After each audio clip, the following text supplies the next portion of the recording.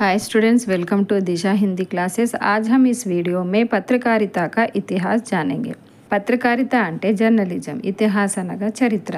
భారతదేశంలో జర్నలిజం ప్రతిఘటన సంస్కృతితో ప్రారంభమైంది. భారతీయ జర్నలిజానికి తల్లి బెంగాల్ భూమి, అంటే అక్కడి నుంచే స్టార్ట్ అయిందన్నమాట.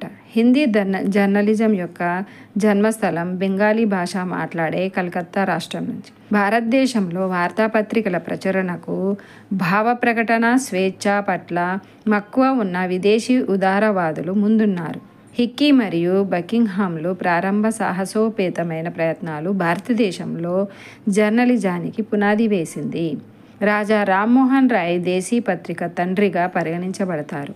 భారతీయ భావజాలం మరియు తత్వశాస్త్ర యొక్క లోతైన పండితుడు కావడంతో పాటు అతను పురాతన మరియు కొత్త వాటిని మిళితం చేసే ఏకైక వ్యక్తిగా ఉద్భవించాడు మరియు ఆరోగ్యకరమైన సంప్రదాయాన్ని ప్రారంభించాడు.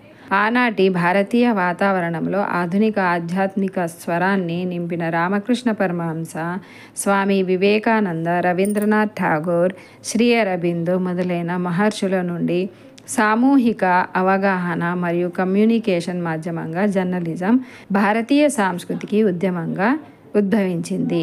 పత్రికారిత కా ఇతిహాస్ అంటే జర్నలిజం యొక్క చరిత్ర ఏమిటంటే, జర్నలిజం ఆవిర్భావానికి పరిస్థితులు మరియు కారణాలను వివరిస్తూ డాక్టర్ లక్ష్మీకాంత్ పాండే, జర్నలిజం అనేది భాష మరియు సాహిత్యం యొక్క ఇంద్రధనస్సు అధ్యయనం. దీనిలో వివిధ రంగులు వేసినప్పటికీ సామరస్యం ఉంటుంది. ఒకవైపు జర్నలిజం, మరోవైపు సమాజం.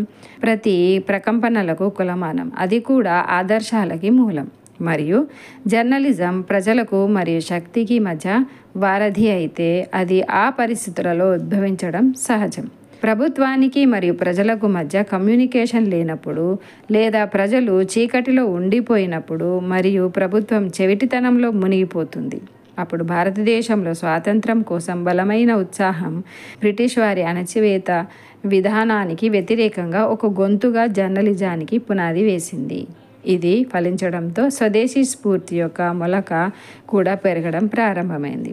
కోల్కతాలో భారతీయ భాషా జర్నలిజం పెరగడంతో ఈ భావాలకు తగిన ఆధారం లభించింది. 1826వ సంవత్సరంలో కలకత్తాలోని కొలుతోలా ప్రాంతంలోని నంబర్ 37 అహ్మతల్లా వీధికి చెందిన జుగల్ కిషోర్ శుక్లా ఉదంత్ మార్తాండ్ పేరుతో హిందీ వార్తాపత్రికను ప్రచురించాలని సంకల్పించారు.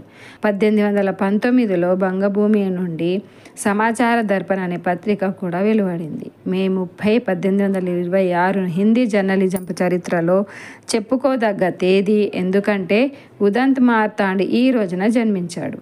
వీరి సంపాదకుడు మరియు ప్రచురణకర్త కూడా కాన్పూర్కు చెందిన జుగల్ కిషోర్. కానీ ప్రభుత్వ మద్దతు లేకపోవడం మరియు చందాదారుల కొరత కారణంగా మొదటి హిందీ వార్తాపత్రిక డిసెంబరు 4, 1827 సుమారు 1.5 సంవత్సరాల వయసులో ముగిసింది. అది ఉదంత్ మార్తాండ్ ముగిసింది, కానీ నేటికి దానిలోని కొన్ని పంక్తులు గమనించదగినవి. आज दिवस लो उग चुक्यो మార్తాండ్ ఉదంత్ అస్తాచల్ కో జాత్ హే దినకర్ దిన్ అంత్ అని ఇలా ఒక పద్యాన్ని తను రాసుకున్నాడన్నమాట. పైన పేర్కొన్న పంక్తుల్లో పండిత్ జుగల్ కిషోర్ తన మనసులోని బాధను వ్యక్తం చేశాడు. పండిత్ జుగల్ కిషోర్ పట్టు వదలకుండా 1850లో మళ్ళీ హిందీ పత్రికను ప్రారంభించాడు. దానికి సందన్ మార్తాండ్ అని పేరు పెట్టాడు. ఇది చాలా కాలం పాటు హిందీ జర్నలిజాన్ని సజీవంగా ఉంచింది మరియు 1919 వరకు ప్రచురించబడింది. అదే సంప్రదాయంలో మొదటి హిందీ దినపత్రిక కోల్కతా నుండి జూన్ 1854లో శ్యామ్ సుందర్ సేన్ అనే బెంగాలీ పెద్ద మనిషి సంపాదకత్వంలో ప్రచురించబడింది.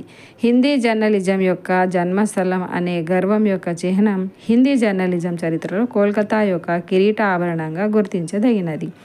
ఇది ఎల్లప్పుడూ స్ఫూర్తిని ఇస్తుంది. కోల్కతా వెలుపల హిందీ జర్నలిజం ప్రారంభించిన ఘనత వారణాసికి దక్కుతుంది. ఇది హిందీ మాట్లాడే ప్రాంతం యొక్క మొదటి వార్తాపత్రిక. బనారస్ అక్బర్ అంటే అఖ్బార్ దీని న్యూస్ పేపర్, దీని ప్రచురణ 1845లో కాశీలో ప్రారంభమైంది. ఈ వార్తాపత్రిక 1857 మొదటి స్వాతంత్ర పోరాటంపై ప్రభావం చూపింది. నిష్కర్ష ఏమిటంటే ముగింపులో హిందీ జర్నలిజం అభివృద్ధికి అనేక అడ్డంకులు వచ్చినా మన జర్నలిస్టులు ఓడిపోలేదని చెప్పవచ్చు. ఆర్థిక ఇబ్బందుల కారణంగా అసలు హిందీ జర్నలిస్ట్ పండిత్ జుగల్ కిషోర్ శుక్లా ఉదంత్ వార్తా ప్రచురణకు నిలిపివేశాడు. అయినా పట్టు వదలకుండా, విధేయతకు భంగం వాటిల్లకుండా మళ్ళీ ఈ ఉత్తరాలు ప్రచురించే పని మొదలుపెట్టాడు. క్రీస్తుశకం 1850లో మళ్ళీ సందంద్ మార్తాండ్ అనే పేపర్ను ప్రచురించాడు. తద్వారా ప్రతికూల పరిస్థితులపై పోరాడంలో పండిత్ జుగల్ కిషోర్కు ఎనలేని ఉత్సాహం ఉందని రుజువైంది. ఈ లేఖలు సమకాలీన స్పృహతో కూడినవి మరియు హిందీ సమాజానికి మరియు సమకాలీన అవగాహనకు మధ్య వారధిగా పనిచేస్తున్నాయి. సో స్టూడెంట్స్, మీకు ఈ వీడియో నచ్చినట్టయితే నా వీడియోకి లైక్ చేయండి, మీ ఫ్రెండ్స్కి షేర్ చేయండి. థ్యాంక్ యూ, ధన్యవాదాలు.